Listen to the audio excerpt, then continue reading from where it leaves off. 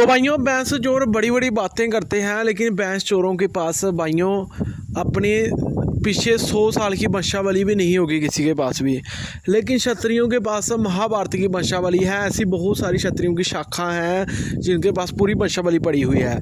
लेकिन खैर बाकी वंशावली की बात नहीं करेंगे, हम बात करेंगे जो वंशावली महाभारत से लेकर अभी तक टिकी हुई है। तो भाइयों महाभारत में अलग अलग साम्राज्य होते थे। एक त्रिगाटा किंगडम होता था जो पंजाब में था, तब पंजाब का नाम भी नहीं था।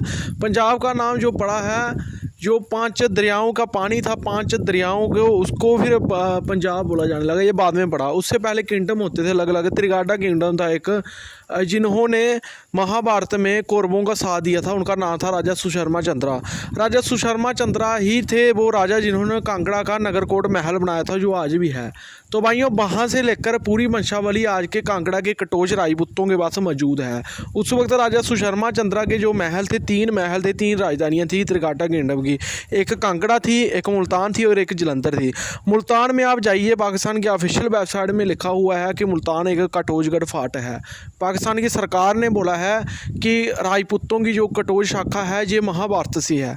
तो मतलब कि 5000 साल पुराना वंश चल रहा है हमारा।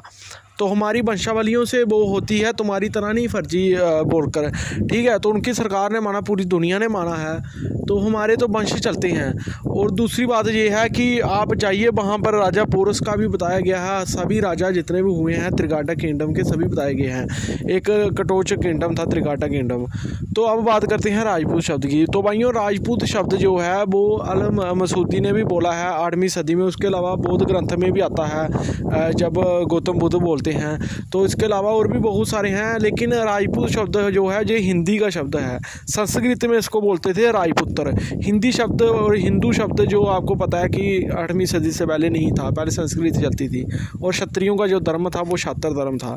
उसको बुलाकर हमने जब अपना धर्म बुला दिया तो हमने अपनी क्षत्रिय जाति भी धीरे धीरे खोने लगे हैं। असल में हमारी जो जाति है वो क्षत्रिय है। ये राजपुत्र जो शब्द था ये क्षत्रिय राजा के पुत्र के लिए यूज़ होता था। बाद में जो राजपुत्र शब्द था जो महाभारत रामायण में भी है, ये धीरे धीरे जब से हिंदी बनी तो हिंदी में राजपूत, संस्कृत के राजपुत्र को हिंदी में राजपूत ही बोलते हैं। ये तो हर किसी अनपढ़ इंसान होगा उसको भी पता है कि संस्कृत में राजपुत्र को हिंदी में राजपूत बोलते हैं। तो खैर वो छोड़िए, आगे आप बात करते हैं कि जो राजपूत शब्द है, ये ठाकुर शब्द है, ये राणा शब्द है, ये एक उपाधियाँ हैं हमारी। और जाति जो है हमारी क्षत्रिय है। जो हमारा समाज है वो क्षत्रिय, उसमें 36 वंश हैं। तो ये राजपूत हम टाइटल के तौर पर अपना यूज़ करते हैं। इसको हम कभी भी समाज नहीं बोलते, समाज हम बोलते हैं क्षत्रिय समाज। और बाकी हम ठाकुर राणा राजपूत अपने को बोलते हैं उपाधि के तौर पर। और इसके अलावा मियाँ भी बोलते हैं, मिर्जा भी बोलते हैं। और भी बहुत सारी क्षत्रियों की, बन्ना हो गई, बाबू साहब हो गया, बहुत सारी क्षत्रियों की उपाधियाँ हैं, राणा हो गई, बहुत सारी उपाधियाँ हैं। लेकिन देखने की बात यह है कि हमने आपको सबसे पुराना वंश बता दिया। किसी के पास भी इतना पुराना राजवंश नहीं होगा जो आज भी चल रहा है।